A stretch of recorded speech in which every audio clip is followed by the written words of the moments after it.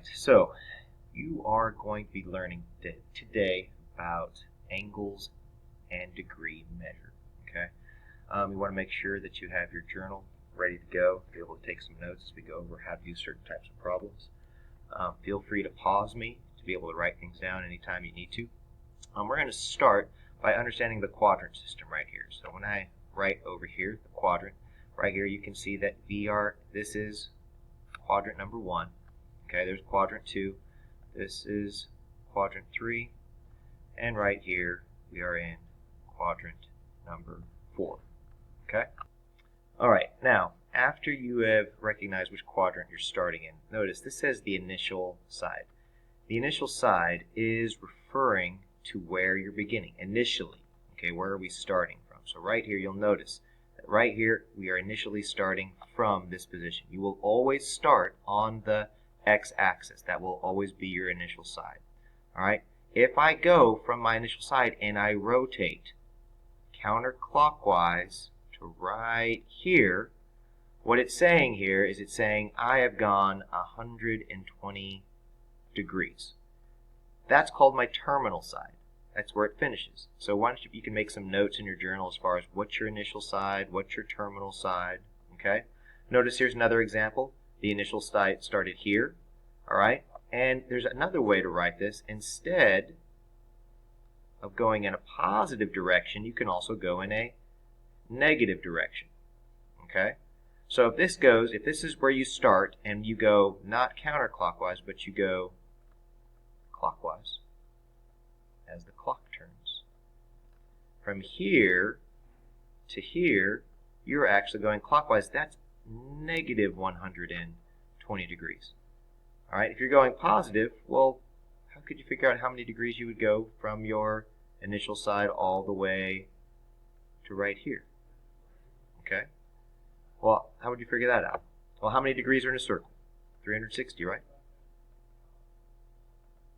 Alright, if you take away 120 degrees, you're left with 240 degrees. So you could also say, from here, this initial side going all the way around to your terminal side, that would be a positive 240.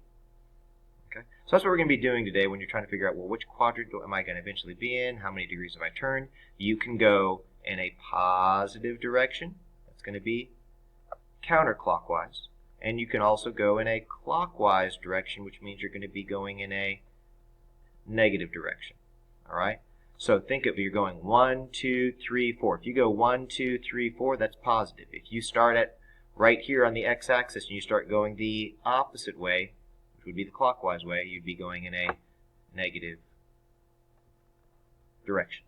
Alright? So right now we're going to focus on right here changing. This is a certain amount of degrees. It's to the hundredths place. It says change each measure to degrees, minutes, and seconds. This might be a new topic to talk about.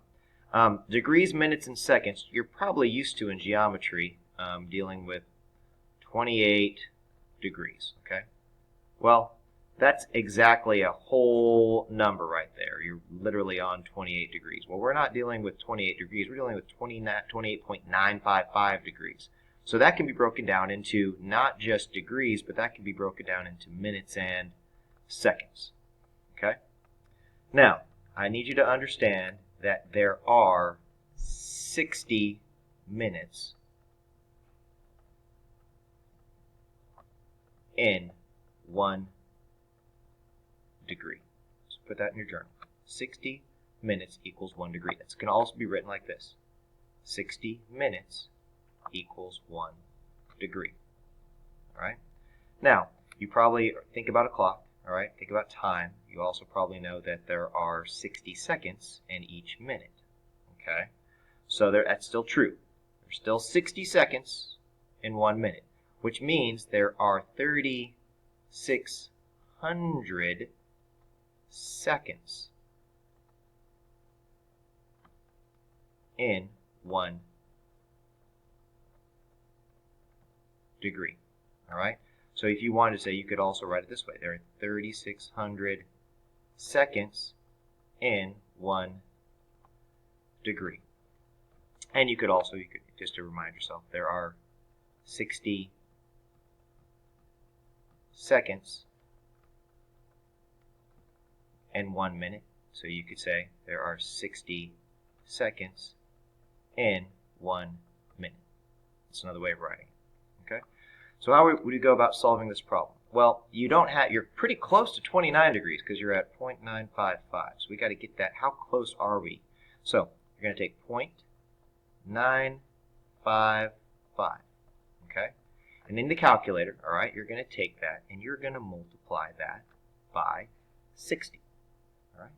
Multiply that by 60. Why 60? Because there are 60 minutes in 1 degree. All right? So we're going to take your calculator, 0.955 times 60, and press enter. And that's going to say, hey, look, we are at 57.3 minutes. And that's the symbol for minutes. All right, so now we're a little bit closer. We're at 28 degrees, 57 minutes. Well, look what we have left. We have 0.3. We have 0.3 left. Now, what does the 0.3 represent? That represents 0.3 minutes. So we're going to take 0.3 minutes. We're going to take 0.3 minutes, and we're going to multiply that by 60 because there are 60 seconds in 1 minute. See what we have left. We take 0.3 times 60. You get 18. So you have 18 seconds. Okay, so we're going to write there's 18 seconds. So we have 28 degrees, 57 minutes, and 18 seconds. And that process would be the same process, whether it's positive or negative. That would be the way you would go about solving the problem and breaking it down. Okay? Multiply it by 60 to figure out how many minutes that you have. Okay? Then take whatever you have left, that decimal, whatever you have left, multiply it by 60, and that gives you how many seconds you have. All right? So use that for the next problem. And then when you're done, you can move on to the next part of the lesson. All right, the next part of the lesson, we're going to be changing things from degrees, minutes, and seconds, which aren't in decimal form, to the nearest thousandth. Okay? So we're still going to use the same ratios, the same conversions. Okay? So we know we have 32 whole degrees. All right? Now this is a very easy way to convert things to a decimal. All right? What we're going to do is we're going to add. All right? We're going to add 28 minutes. That's how many minutes we have. But we're going to multiply that by 1 out of 60. And by multiplying all of this right here, if we're multiplying all of this together, okay, that is going to convert things to a decimal form that deals specifically with minutes. We also have to convert the other part, the 10 seconds. So we also have to add 10 seconds times 1 out of 3,600. Now, why are we using 3,600 instead of 60? Because this 10 seconds is dealing with, we're converting everything to the nearest decimal degree. Okay? So that's another thing that you're going to have to put in the calculator. All right? So if you have your calculator right now, what we're going to do is I'm going to turn my calculator on so you can look at it. All right? So I'm going to go right here and turn my calculator on. We go to the home screen.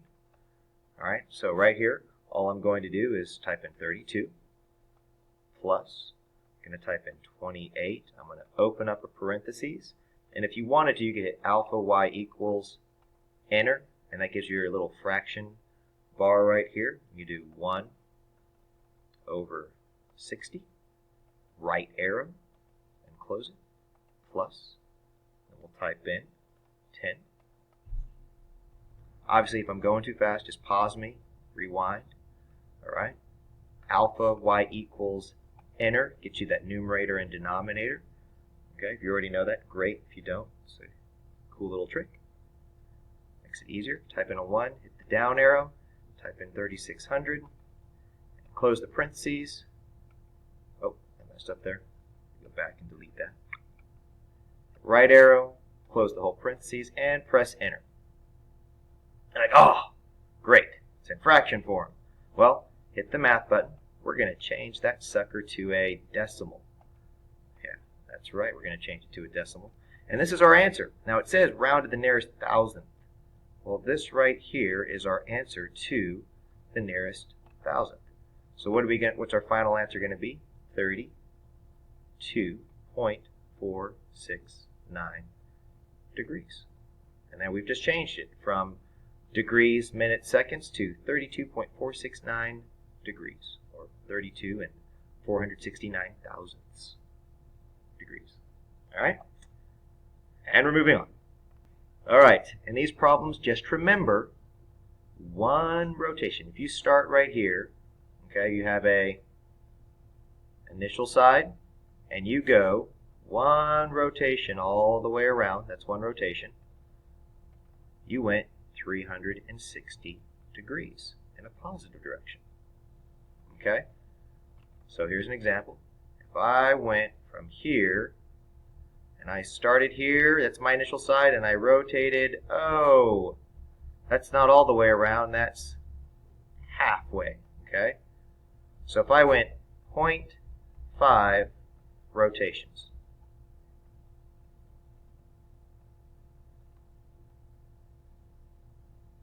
counterclockwise,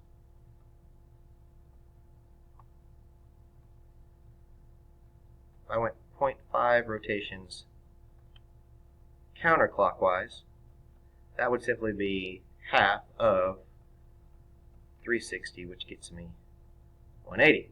But if I went 0.5 rotations clockwise, then I would have to change that to a negative 180. And so that's what I would want you to try to figure out using that method. Remember, clockwise, you're going to have an answer that's negative. Okay? Clockwise, counterclockwise, you're going to have an answer that's positive. All right, last thing we're going to talk about in this lesson is this word coterminal. All right? You think of coterminal angles. All right? You're thinking about where angles that they finish at the same spot. Okay? Like co-workers, people work at the same place. Coterminal angles finish at the exact same spot on the graph. Okay? So it says identify all angles that are coterminal with each angle. Then find one positive angle and one negative angle that are coterminal with each angle. All right, so we're going to do a little formula. Okay? So let's think about what a 43-degree angle would look like. All right? So right here we're going to draw an x-axis and we're going to draw a y-axis. All right? And so we're going to start right here. Here's going to be our initial side. I need to change that. Let's make sure I change it. So here's our initial side right here. Okay? Now, 45 degrees is right there, so we're going to go down just a little bit to make that 43 degrees. So let's say this is 43 degrees. Now, if I took 43 degrees and I added 360 degrees, well, guess what? I would be at the exact same spot. That'd be 403 degrees. Well, if I had at 43 degrees, if I went clockwise 360 degrees, well, I would go in the opposite direction. All right, so if I started here and I went clockwise, I started here and I went clockwise 360, I end up there. If I go counterclockwise and finish there, I'm at the exact same spot. All right, and that would put you at negative 317 degrees. Well, that's a positive angle, right? 403 is the positive. The negative one, the negative angle is the negative 317. So that's actually, I've met two of my conditions. The last thing I need to find is find all angles that are coterminal. We're going to make a little formula. Okay? We're going to say 43 degrees plus 360, and I'm just going to write the letter K. Okay? And K equals a rotation. Now that rotation can be a clockwise rotation or a counterclockwise rotation, but this little formula would give me all the coterminal angles. All right? So why don't you find a formula that goes with number 8 and find a couple of angles, one positive and one negative, that are coterminal. All right, and we'll do the next lesson later. Bye-bye.